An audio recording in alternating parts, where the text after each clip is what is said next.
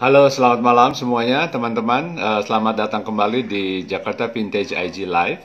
Malam ini kita akan berbincang-bincang mengenai MICE industry. Setelah COVID-19 ini, bagaimana nih dalam kita akan berbincang-bincang dengan tamu kita malam ini, Pak Ernst. Oke, Pak Ernst ini sudah malang melintang di dunia exhibition dan banyak sekali event-event atau pameran-pameran di Indonesia ini yang besar-besar itu adalah hasil pekerjaannya Pak Ernst ya. Nanti kita akan tanyakan apa aja. Antara lain yang kita tahu adalah Gaikindo, pameran mobil setiap tahun yang selalu mendatangkan beribu-ribu pengunjung. Juga Indo Compact itu juga salah satu pameran yang dikerjakan oleh Pak Ernst. Nah, ini akan menarik sekali perbincangan kita karena sektor MICE ini pameran MICE itu meetings, incentives, conference, and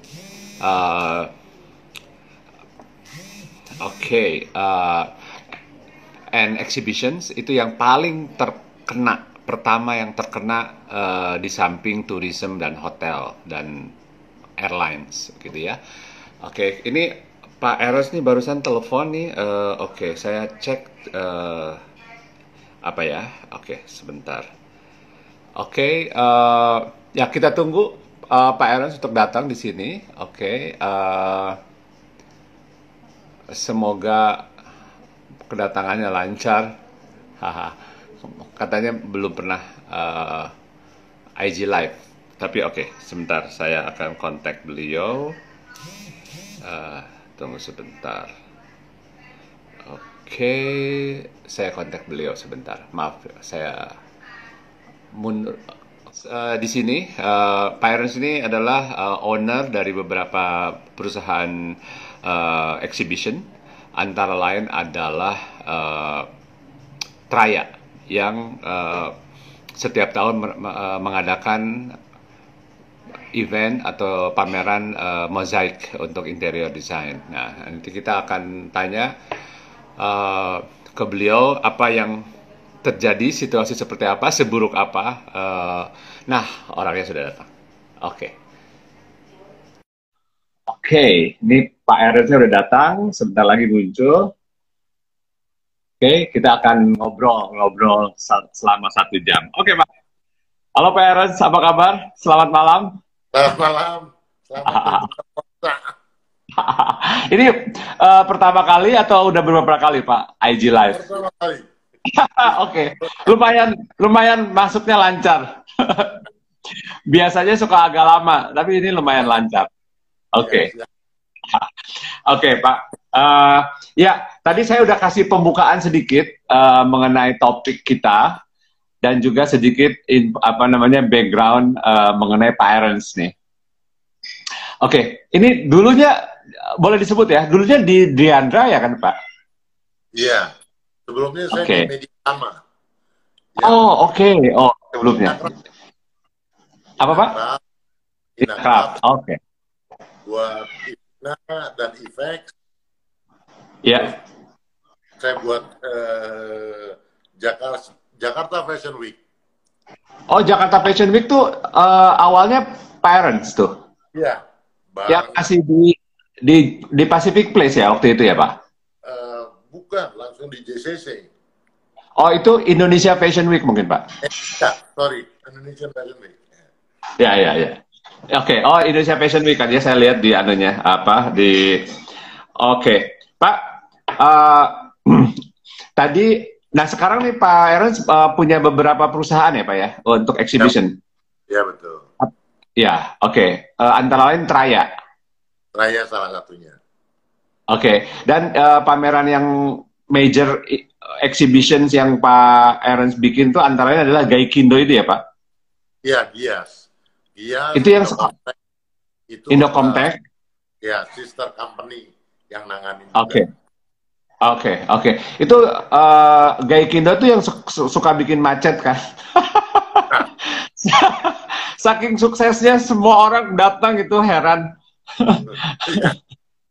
Walaupun udah dipindah ke ICE ya, ke BSD, tetap aja di sana juga macet sampai ada bus apa. Saya pernah tuh ikut naik busnya di mana gitu, terus baru diantar ke sana gitu. Ya, Daripada susah. Ya. Lokasi, betul. Iya, iya, iya. Oke, Pak, mungkin bisa diceritakan gimana nih keadaan industri MICE atau exhibition nih di setelah COVID-19 ini. Saya baca artikel-artikel, berita-berita mengenai dampaknya di MICE industri itu, aduh, males bacanya nih Pak. Oke, coba mungkin bisa dijelaskan ke Pak. Saya bicara secara pelaku industri dan terus terang buat kita terpukul. Pengertian kita sudah kayak di era saya sudah ngalamin era tahun 98. Era tahun 2008. Itu masih perbedaan. Kayak 98 bedanya cuma rusuh doang. Pamerannya jalan. Dan saat itu pemerintah dalam hal ini BI memberikan bunga deposito bank itu tinggi sampai di atas 50%. Jadi industri pameran masih marak walaupun rusuh. Tapi kan tidak seluruh nasional ya.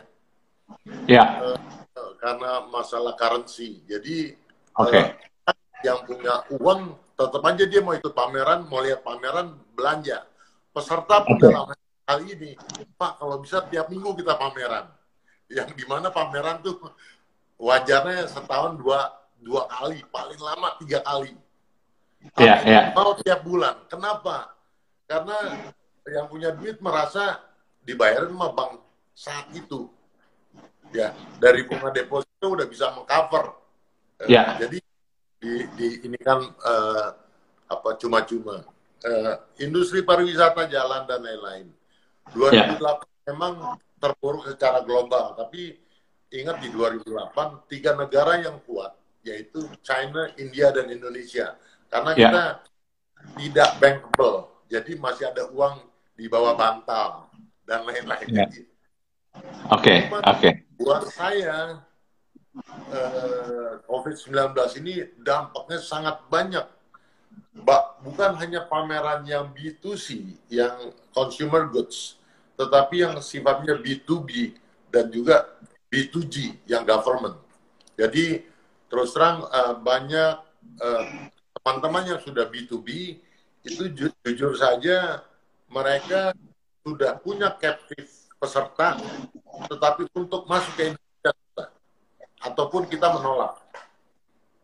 Nah, sedangkan dengan saya setuju untuk memutus mata rantai COVID-19, kita adakan PSBB, ya bukan lockdown tapi yang bersama. Dan itu sangat berpengaruh karena saya belajar ilmu pameran adalah mempertemukan antara produsen dan konsumen. Sedangkan kita harus social distancing, kita harus jaga jarak. Nah itu nggak mungkin. Walaupun sekarang kita bisa live Instagram, kita Zoom meeting, webinar dan lain-lain. Tetapi industri kita tetap harus perlu touch, perlu sentuhan. Jadi saya kenal sama Mas Lutfi, orang desainer, apalagi yang menyangkut interior. Kalau nggak nyentuh nggak seru ya Mas. Jadi mesti ada touch-nya. Nah, ini yang sangat ilmunya sangat beda kalau kita ada social distancing.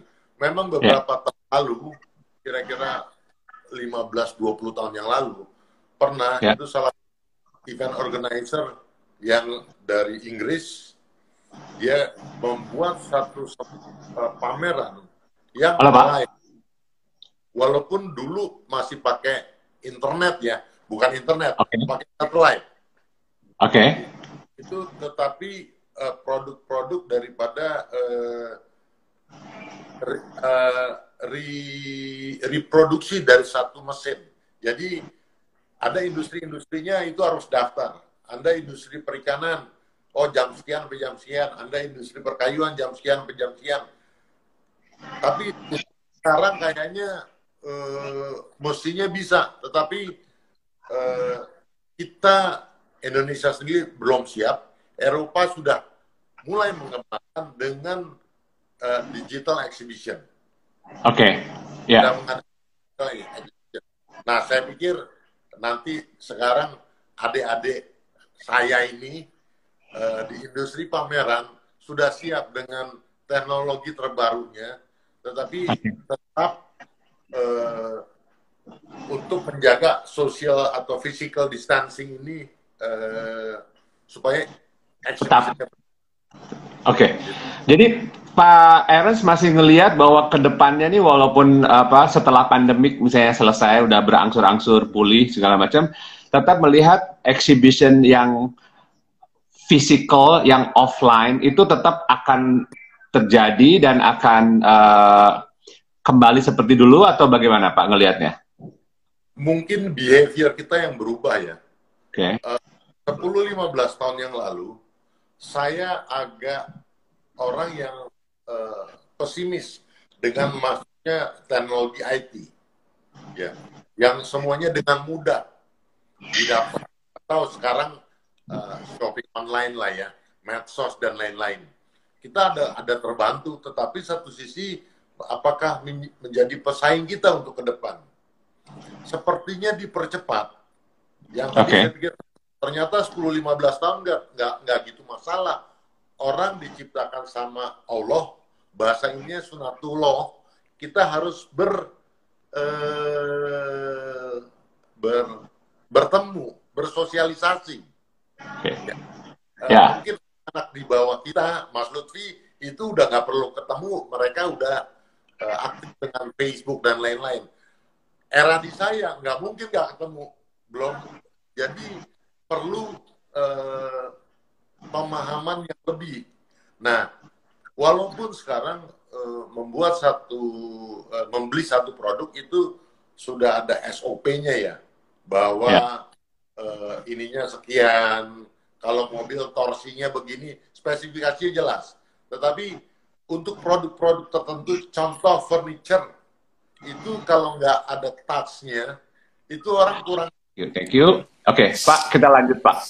Oke, Pak Ernst bilang bahwa orang-orang kalau mau beli produk itu masih harus nyobain kayak furniture harus didudukin ya, mobil juga pengen ada sedikit naik dulu, dicoba-coba ya, di starter dan lain-lain. Test drive.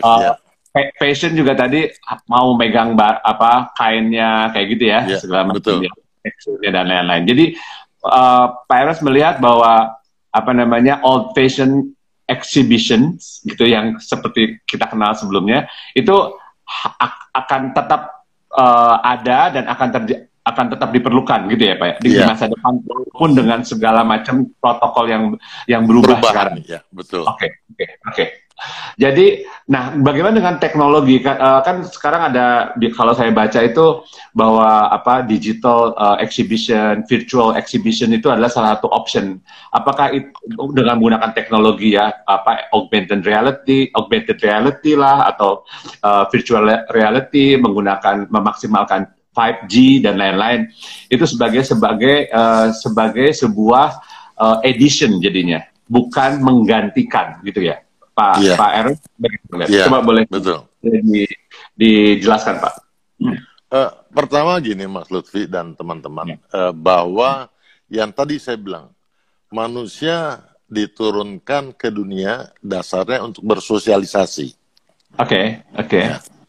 Mungkin era saya masih bertahan, tetapi era anak-anak muda sekarang sudah berubah dengan sosmed. Dulu kami kalau nggak pameran kalau tidak pasang spanduk, tidak pasang baliho. Tetapi sekarang dengan medsos itu semuanya sudah bisa tercampaign. Walaupun dulu kalau kita telat pameran udah berjalan 1 hari, telat pasang spanduk, terasa nggak ada pameran. Sekarang dengan sosmed yang spanduk umbul-umbul udah sudah ditinggalkan, walaupun masih ada. Karena Ya. sekarang ada bisnis pameran yang dalam pameran cuma 2 hari, Mas. Oke. Pesertanya hari pertama, hari kedua berbeda.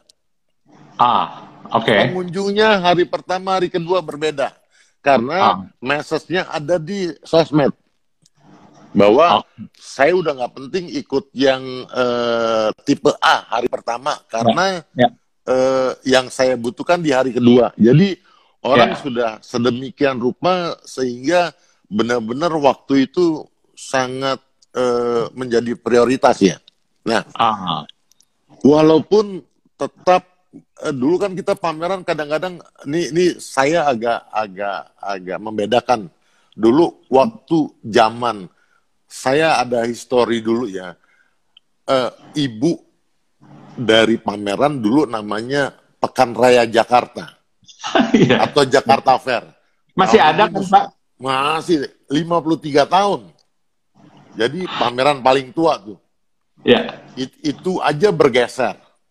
Yang mestinya di bulan Juni-Juli karena COVID-19 bergeser. Itu satu.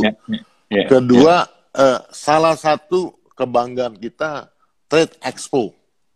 Trade Expo dulu namanya Resource Indonesia dan lain-lain. Tahun ini tidak ada. Karena satu kondisi global, jadi buyer susah datang.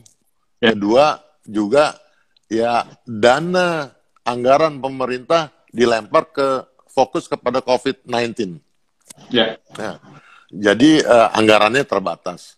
Bayangkan saja Olimpiade tahun ini batal yang di Jepang. Dubai baru melaunching bahwa mereka akan adakan World Expo itu Oktober 2021 hingga Maret 2022. Jadi sudah diekspos. 2020 belum kelar nih, tapi mereka mengekspos 2021 ada. Nah,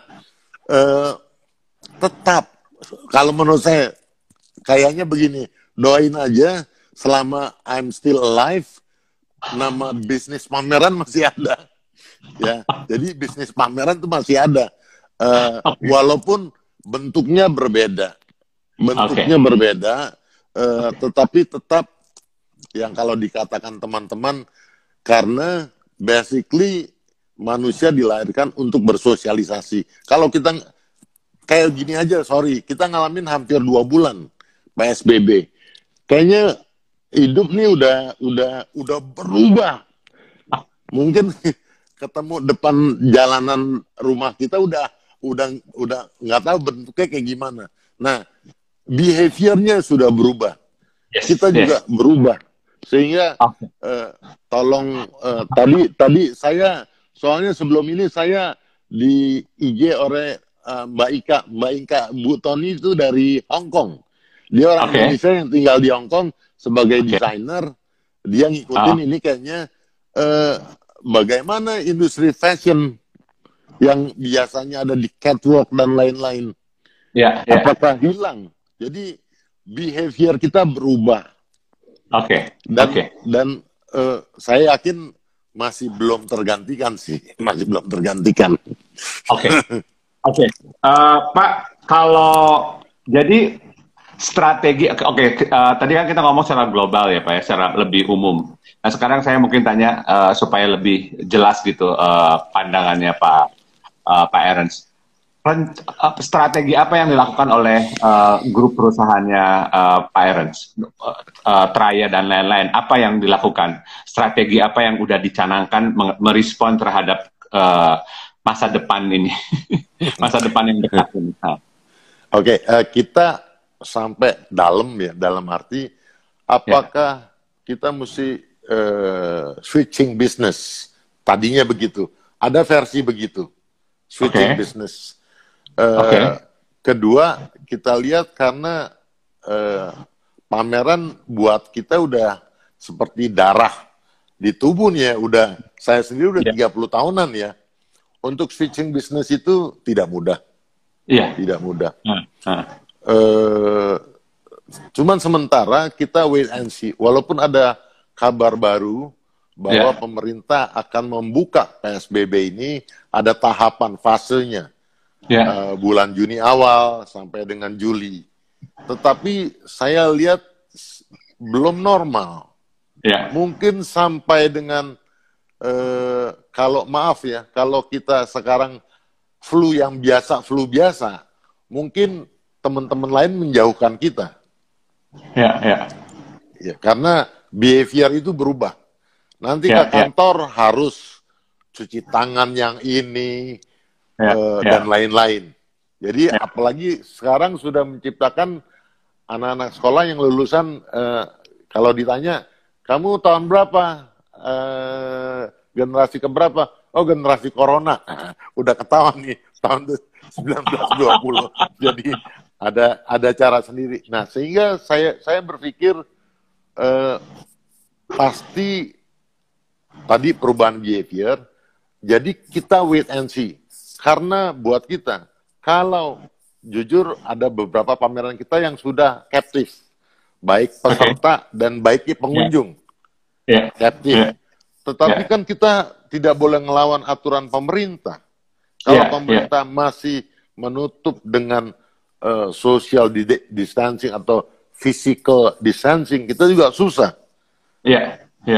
Jadi kami menunggu perkembangan, walaupun sebagian besar teman-teman yakin, Pak, kita serahkan aja, pasti nanti bisa, pasti nanti habis Lebaran, walaupun mudah-mudahan dugaan saya salah, tetapi Pak Ernst. Oke, maaf ya. Kalau wait and see kan itu bukan strategi, Pak. Oke. Begini, terjeleknya kita mundurin. Tapi ada jaminan nggak corona berhentinya kapan? Ada nggak sebuah vaksin yang memberi virus, wah bulan Agustus berhenti semua? Nggak ada. Jadi bukan strategi. Akhirnya, tetapi kan show must go on, time is running. Kalau kita show must go on, tapi waktunya belum memungkinkan, kita juga percuma. Nanti izin dari perdagangan nggak dapat, izin dari Polda nggak dapat, izin dari yang lain-lain nggak dapat, percuma juga. Jadi kita wait and see. Oke. Ini ada komentar-komentar sedikit nih, Pak. Ini ada Ibu Lea Aziz. Ibu Lea Aziz. Pak Ernst, menurut Bapak kedepannya gimana after COVID ini? Ini udah pertanyaan dari tadi sih. Kita nggak jadi pameran dong, gitu. Terus dia bilang, ini Francis juga nanya, apakah pasar lokal cukup untuk industri lokal? Terus tadi Ibu Lea, Kak Lea, positif dong, Pak. Dia komentar loh, positif dong, jangan negatif maksudnya. Jangan pesimis. Nah, Gimana? Mau dikomentarin sebelum kita bertanya ke pertanyaan? Saya komentarin dulu. Kan kita pengusaha, Bu. Kita harus proaktif lah ya. Mungkin industri kami, industri pameran, dulu tuh, kita terbelakang sekali. Pameran ini kan menonjol 10 tahun terakhir ya, Bu. 20 tahun terakhir. Dulu kita kerja di mana? Di I.O. Di I.O. itu kan exhibition organizer. Event organizer. Kamu paling jadi SPG-nya ya. Kesian kan kadang-kadang. Jadi padahal untungnya paling besar loh dibandingkan. Tapi resikonya juga besar, Mas. Resikonya besar. Jadi boleh kami positif, kita optimis lah, bukan hanya positif. Kita optimis ini bisa jalan, tapi tetap kita juga mana nyangka COVID-19 ini dadakan kita yang duluan lemes loh, Bu, karena social distancing atau physical distancing ini. Padahal pameran intinya itu ada pembeli, ada penjual. Jadi mempertemukan itu kan tugasnya kita. Nah, sementara itu aja yang kita takutkan. Kalau Pak Francis tadi apa pertanyaannya, Mas Lutfi? Emang oke, pasar apa? Oke, saya baca. Oke, Francis bilang nanya nih. Oke, apakah pasar lokal cukup untuk industri lokal? Eh, Malahan menurut saya ini membangkitkan pasar lokal. Kita Oke. lihat pemerintah aja menyetop produk-produk untuk ekspor yang mana setelah kita impor ke satu negara, barang itu kita beli. Jadi Balik lagi. sebetulnya, eh, jadi sebetulnya produk-produk kita sudah diterima di pasar global. Oke. Dan kita ya membeli. Nah, saya berharap bapak-bapak, teman-teman di baik penggiat desain produk, coba ini kesempatan kita untuk explore bahwa kita bisa diterima loh produk kita, jangan kita import minded gitu loh. Ini saatnya kita menyatu, ya terus terang karena corona ini kita mestinya bisa bersatu gitu. Oke. Pak, kalau kan salah satu pembicaraan mengenai dampak COVID-19 ini pada industri exhibition gitu atau industri MICE secara umum adalah penggunaan teknologi yang dibilang bahwa udah tidak terelakkan lagi gitu loh bagi exhibition company untuk menggunakan teknologi. Oke. Nah, ini dalam hal ini Pak Ernst dengan banyak perusahaan exhibitionnya itu bagaimana menyikapi soal teknologi ini? Apakah investasi udah mulai investasi udah agak lama atau bagaimana, Pak? Saya pikir kita tidak bisa menahan teknologi, kemajuan teknologi. Kita harus ikutin. Makanya perusahaan-perusahaan yang benar adalah perusahaan yang bisa menciptakan kaderisasi. Era saya sekarang kan kalau dibilang musuh saya anak-anak yang baru lulus kuliah, tapi kan kita harus rangkul. Dia kan menjadi pemimpin masa depan. Jadi saya pikir kita nggak bisa ngelawan teknologi itu. Berikan kaderisasi dengan mereka. Saya pikir itu, Mas Lutfi. Kasih kesempatan mereka untuk di eranya mereka berpikir seperti kita. Dulu orang tua kita nggak percaya kita buat I.O., buat penyelenggara pameran, tapi faktanya bisa hidup. Iya, benar-benar. Oke, salah satu juga yang pembicaraan atau topik pada saat mengenai MICE industry pada saat pandemik ini adalah pertanyaan mengenai efisiensi, efisiensi mengenai pelaksanaan exhibition selama ini yang sangat high cost gitu ya, karena memang nature-nya seperti itu gitu. Jadi sekarang ini ada pertanyaan apakah tata cara pelaksanaan pameran selama ini yang masif dan mendatangkan banyak orang dan lain-lain itu efisien. Karena ternyata beberapa pameran itu ternyata bisa dilakukan secara virtual sehingga menjadi lebih efisien gitu ya. Nah itu bagaimana Pak Ernst melihatnya? Saya setuju ada beberapa industri seperti computerized ya, itu dia ada spesifikasinya yang secara internasional bisa. Tetapi jangan salah, yang tadi saya bilang Mas, ada beberapa industri yang tetap butuh touching. Iya. Jadi mungkin nanti generasi lanjutan kita yang merubah itu. Mungkin maaf kalau ada satu pameran rempah-rempah, mungkin kita bisa kira-kira kayu manis kayak gini, tapi baunya gimana? Cara mencium baunya rempah-rempah yang kan ada yang KW yang ini, ya saya nggak tahu. Mungkin nanti dari komputer kita bisa touch, aromanya kelihatan mungkin karena betul, teknologi itu kira-kira. Ini Pak, saya bacakan, ini ada komentar nih, maaf. ada pertanyaan apa komentar? Oke, dari Ibu Eti. Oke, setelah COVID ini pasti akan ada perubahan behavior. Kira-kira the new normalnya gimana, Pak? Contoh mungkin booth-nya jadi diberi jarak dalam satu hall, ada maksimum visitor yang boleh masuk, dan lain-lain. Gitu. Memungkinkan nggak? Itu pertanyaan dari Mbak Eti. Oke. Mungkin saya jelaskan Mbak Eti ya. Kadang-kadang, ini maaf Bapak Ibu sekalian, orang kita ini suka ngeyel. Naik motor suruh pakai helm susah.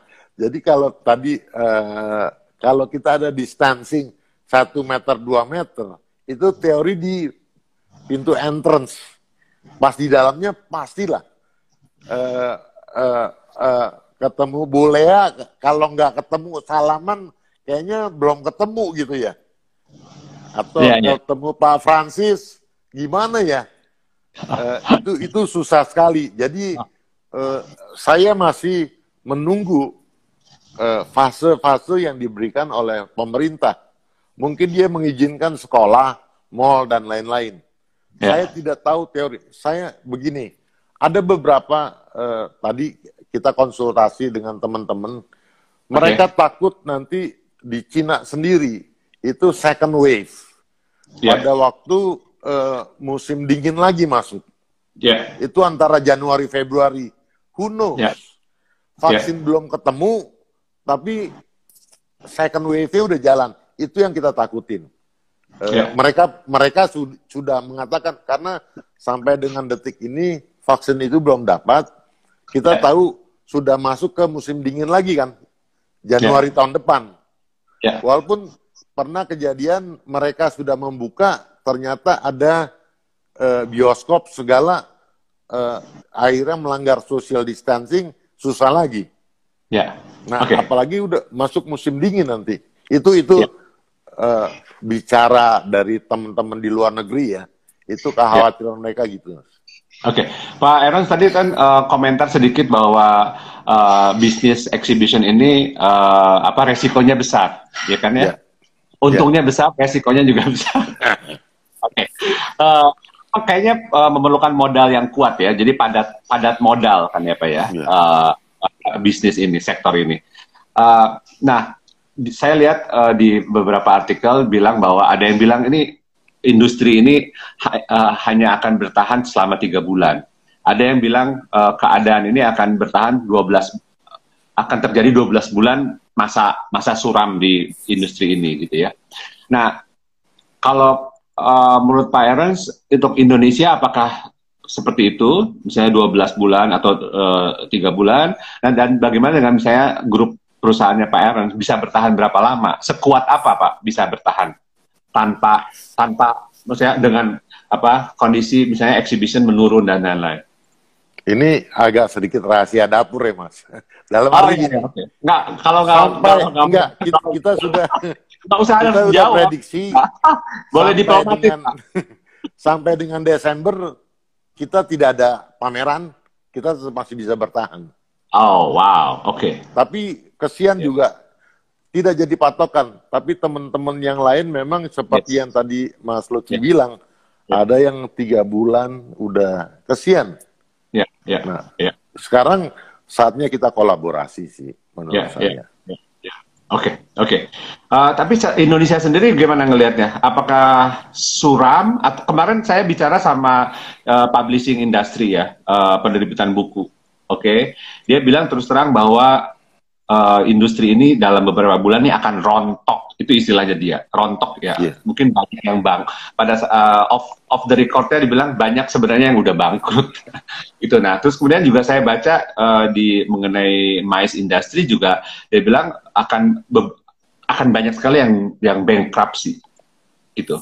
Apakah itu yang akan terjadi dalam waktu beberapa bulan ke depan, ataukah bagaimana Pak Ernst melihatnya? Itu nggak salah, prediksi itu nggak salah. Ada beberapa yang kan kalau exhibition tuh dari mulai raw materialnya sendiri venue, ada venue yang sudah mem-PHK kan orang-orangnya untuk survive. untuk survive. Nah, pasti nanti ada regenerasi lah, hire orang dan lain-lain. Dan juga mungkin di kita sendiri mungkin bisa terjadi. Kita tidak mengharapkan ada PMHK.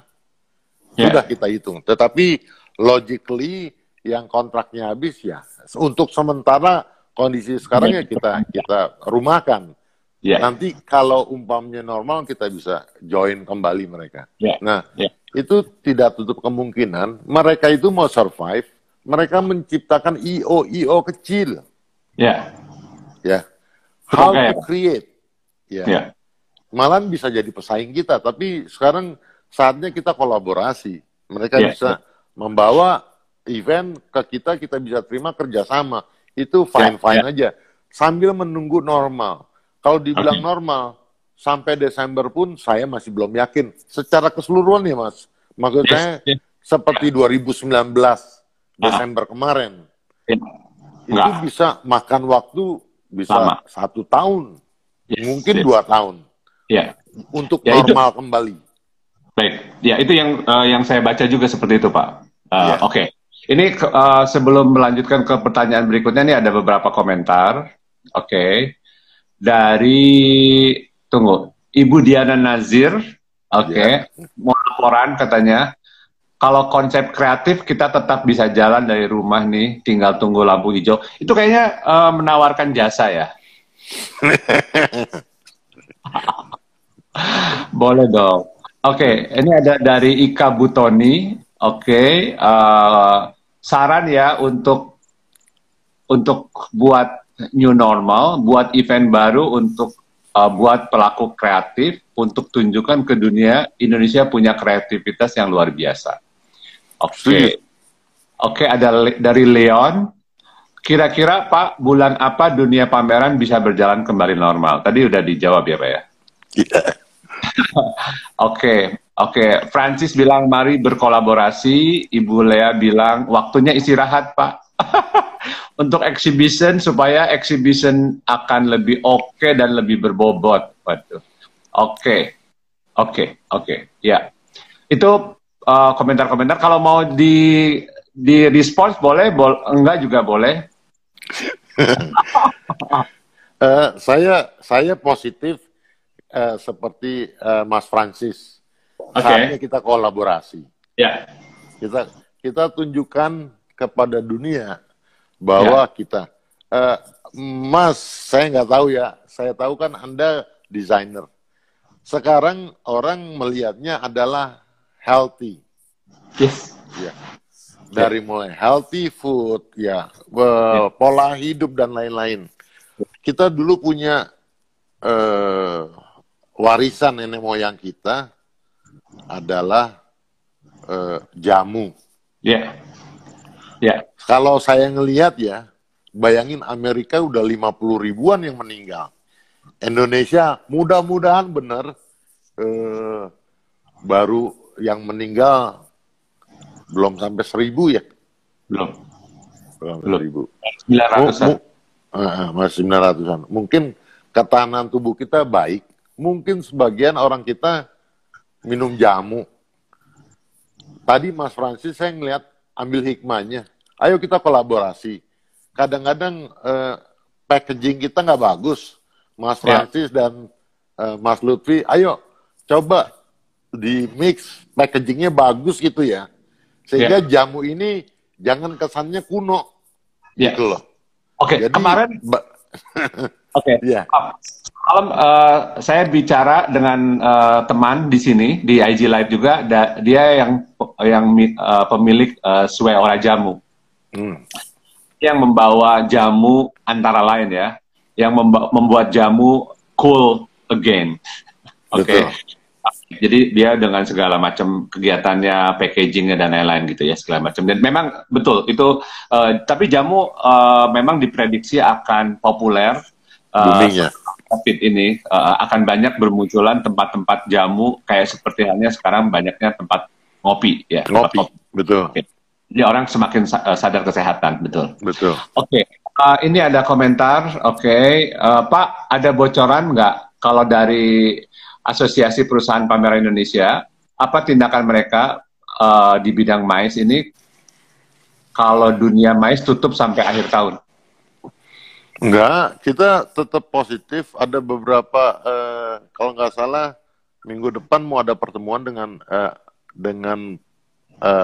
para, bukan anggota, tetapi Dewan Pengurus, untuk bagaimana kita men-share langkah-langkah kita di industri pameran kepada pemerintah. Dan kita minta dukungan. Jadi, asosiasi Asprapi dalam hal ini tetap optimis, walaupun terukur ya, pengertian optimis yang terukur, itu kita akan suarakan kepada pemerintah. Contoh yang tadi Mas Lutfi bilang, kemarin di IG Live ada ini industri jamu, ayo kita kolaborasi. Kami jago mengkampanyenya, temen yang sebelumnya jago membuatnya, kan butuh kolaborasi. Mas Lutfi, Mas Francis, ayo packagingnya, ayo saatnya kita gitu. Nah, ngomong-ngomong soal pemerintah, nih ke pemerintah sudah menyampaikan apa dan apa langkahnya? Kalau saya lihat kan ada package tertentu ya untuk mais industry, untuk beberapa industri. Nah, untuk mais industry ini apa yang dilakukan oleh asosiasi dan apa yang dilakukan oleh pemerintah? Minggu depan kita akan bicarakan. Jadi belum ini, minggu depan akan kita bicarakan apa kendala kita dan bagaimana next step yang kita harapkan dari pemerintah. Dan begitu juga pemerintah kasih masukan kepada kita gitu, Mas. Ini karena gini, kenapa misalnya mais industri ini sangat penting, karena kan keterkaitan dengan sektor-sektor lain ya, hotel, venue, airlines gitu ya, kemudian companies yang dari berbagai sektor gitu kan ya, kemudian juga kota-kota, misalnya kalau misalnya di Jakarta ya pendapatan kota segala macam pajak dan lain-lain ya. Jadi sangat misalnya untuk desainer ya kita juga perlu mais ini, perlu exhibition ini karena itu ajang untuk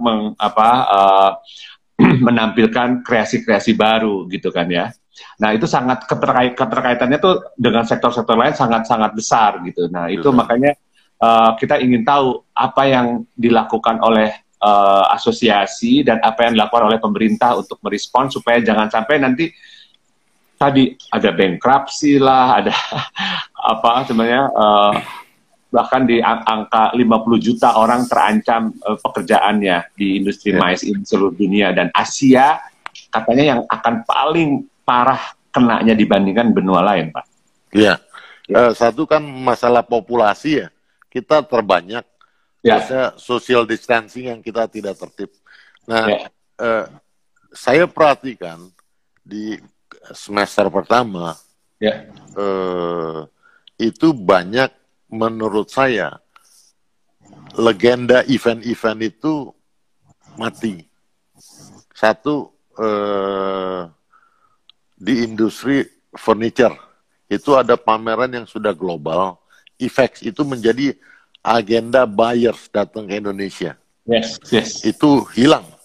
Bulan Maret kemarin nggak ada ya? Bulan Maret kemarin. Aprilnya ada Inakraf. Itu sudah sekian puluh tahun. Indobuildtek juga, Pak. Indobuildtek hilang. Nah, ini kita mau, ini semangat revenge gitu loh. Bagaimana? Nah ini kita kasih masukan ke pemerintah.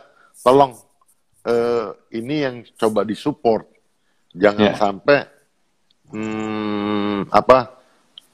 hanya melewati gitu aja. Kesian karena sebagian adalah UKM.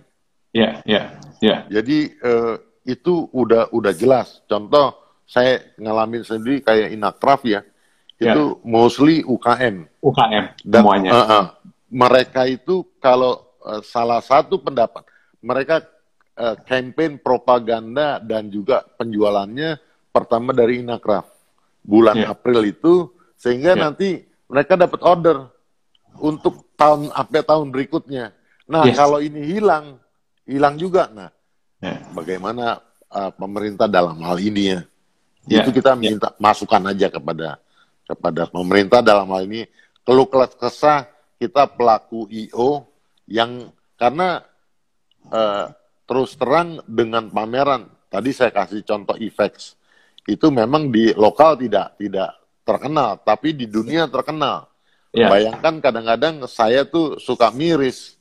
Saya tanya peserta sebelum tutup pameran, tahun depan mau di lokasi yang mana?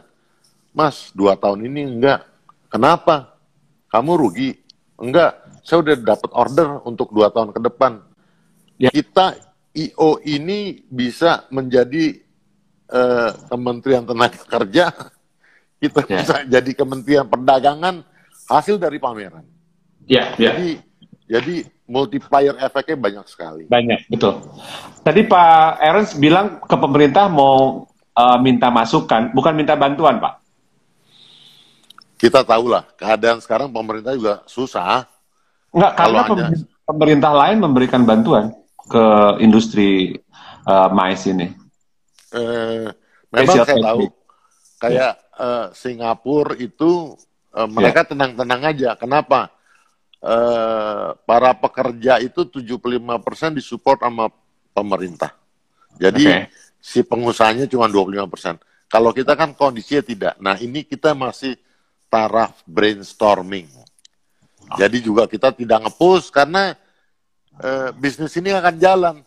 Kalau kita nunggu pemerintah, kita udah keburu mati duluan gitu loh. Tadi Mas Francis, jadi ayo kita kolaborasi bersama. Nah, itu. Oke. Ini ada komentar. Oke, sebentar. Wah, tokoh senior mais nih. Ada yang komentar tuh, Pak. Oke.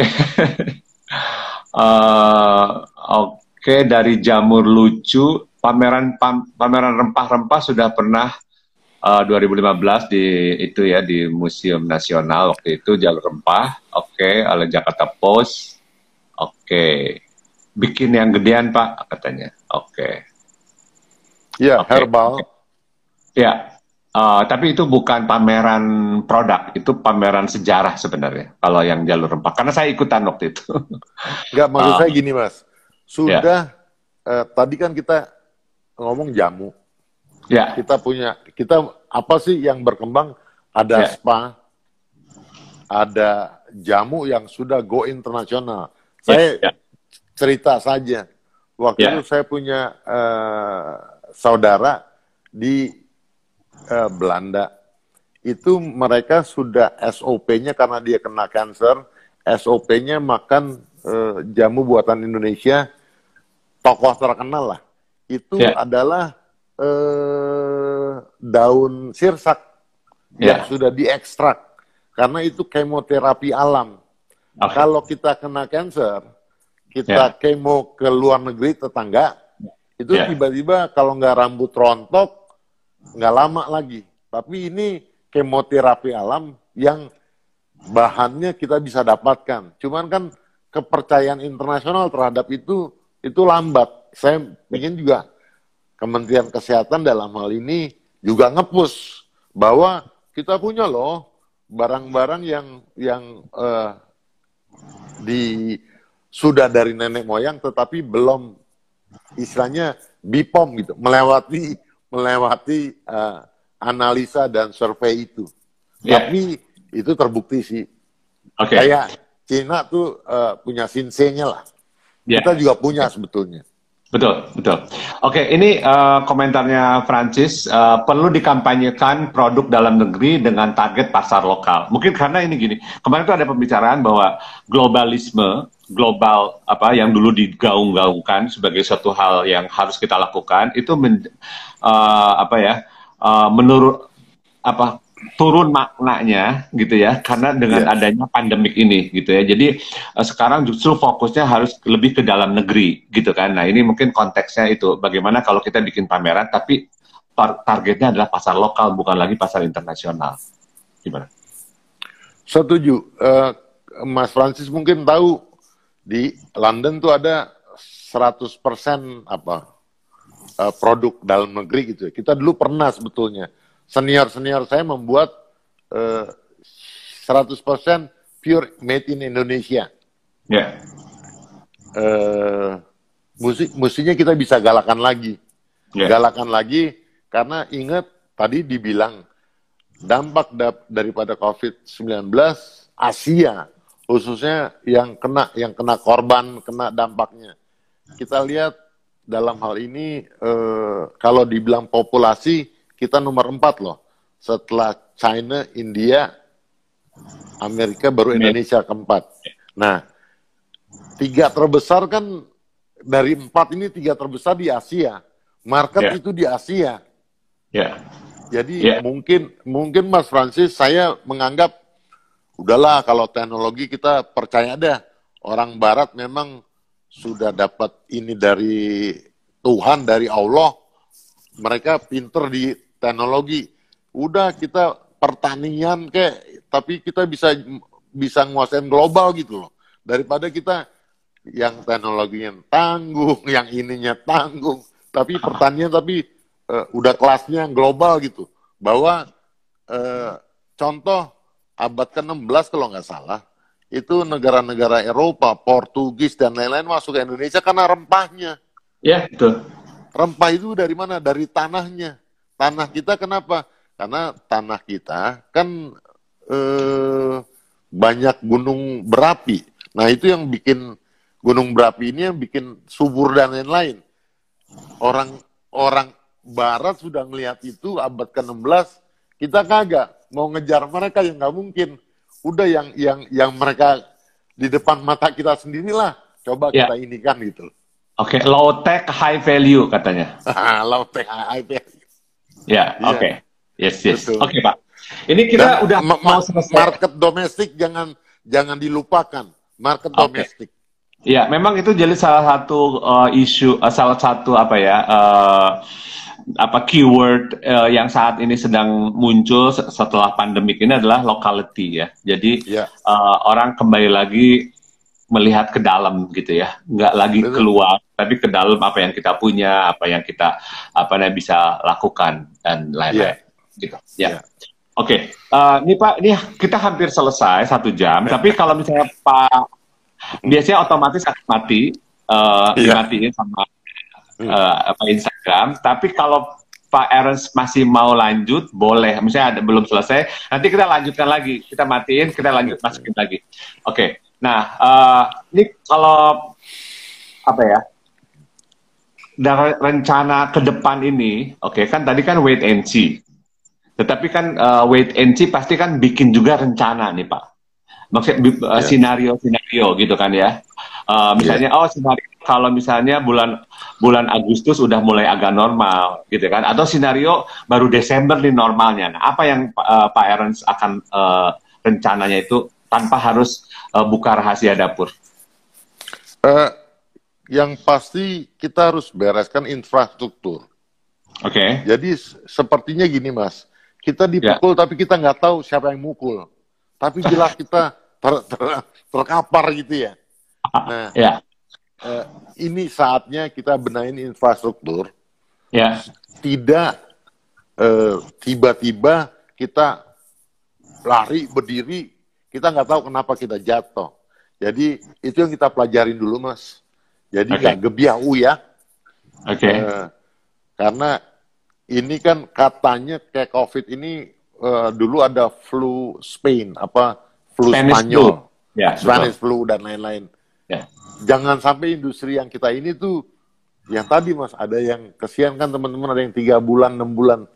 Itu coba kita beresin dulu. Saya nggak mau lari terlalu jauh daripada nanti balik lagi.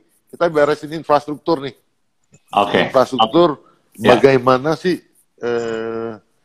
jangan sampai kita mengalami hal serupa. Jadi kan learning by doing ya. Ini pembelajaran sekian tahun di industri ini. Halo, kita kembali lagi di Jakarta Vintage IG Live. Barusan terputus karena sudah 1 jam, tapi pembicaraan belum selesai. Jadi kita akan lanjutkan dengan Pak Ernst. Sebentar lagi muncul orangnya, semoga. Maaf. Thank you udah pada kembali lagi join the conversation. Oke, IG Live ini kita tunggu Pak Ernst ya muncul. Semoga muncul dengan cepat. Oke, saya lihat Pak Ernst-nya. Oke, oh belum ada Pak Ernst. Oke, tadi Pak Ernst pembicaranya apa Pak? Terpotong. Infrastruktur kita benahin. Jadi kalau terjadi apa-apa kita sudah belajar dari yang sebelumnya. Nggak dadakan gebiak uya kita semangat keluar berkreasi tapi nggak ada fondasi yang kuat gitu Mas. Oke. Nah kalau misalnya ini jadi kalau boleh saya simpulkan nih Pak. Pak Ernst ngelihat ini secara realistis bahwa iya kayaknya butuh waktu agak lama, tadi ya bilang setahun untuk kembali normal, tetapi di pihak lain tetap optimis. Oh iya pasti. Dan exhibition yang physical, yang offline, yang seperti terjadi selama ini itu akan tetap diperlukan karena banyak kategori yang dan sifat manusia Indonesia atau secara umum ingin langsung melihat gitu ya, ketemu langsung dengan orang dan lain-lain. Itu akan terjadi ya. Jadi realistis tapi optimis gitu ya Pak. Dan perkembangan teknologi Mas, tadi contoh saya bilang kalau dari medsos sudah bisa mencium aroma atau taste, itu mungkin juga berubah lagi. Jadi kenapa diperlukan bertemu langsung ya ada industri-industri yang memang perlu begitu. Oke. Ini kemarin tuh siapa yang bicara ya? Oh, itu desainer Indonesia yang based di Hong Kong, yang Mbak Ika ya? Mbak Ika. Kemarin saya ikutin meeting sama beliau, rame-rame gitu, dia sharing.